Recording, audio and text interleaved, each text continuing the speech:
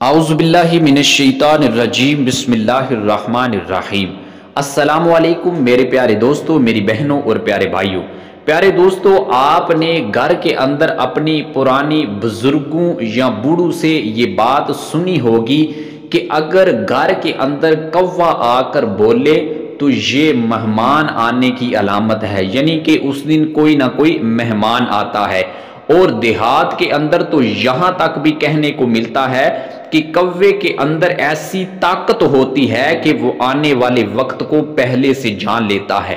اور اگر کوے مل کر آپ کے گھر کی چھت پر یا گھر کی دیوار پر اگر ایک دوسرے سے لڑنے لگ پڑے، جھگڑنے لگ پڑے، تو یاد رکھیں اس گھر پر کوئی برا وقت آنے والا ہے، کیونکہ کووں کا ایک دوسرے سے لڑنا جھگڑنا اچھا نہیں سمجھا جاتا۔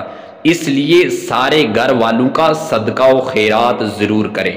اگر دوپہر سے پہلے آپ کے گھر کی دیوار یا چھت پر اکیلا کوا بولنا شروع کر دے تو سمجھ جائیں کہ آنے والے دنوں میں آپ کے لیے بہت بڑی خوشخبری ہے اور آپ کی دولت میں اضافہ ہو سکتا ہے۔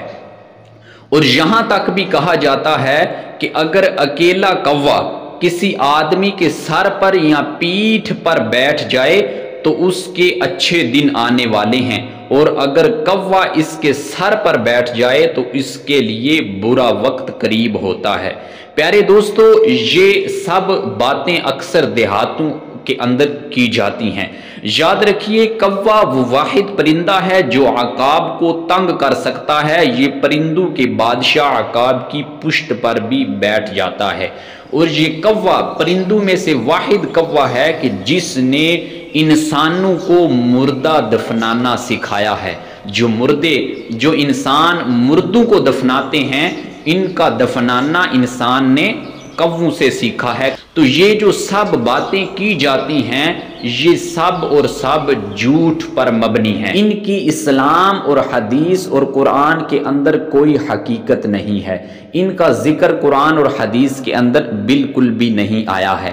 تو لہٰذا آپ اس جھوٹ سے خود بھی بچیں اور اپنے گھر والوں کو، اپنے دوست و احباب کو بھی ضرور بچائیں۔ اللہ پاک آپ سب کو اپنے حفظ و امان میں رکھے۔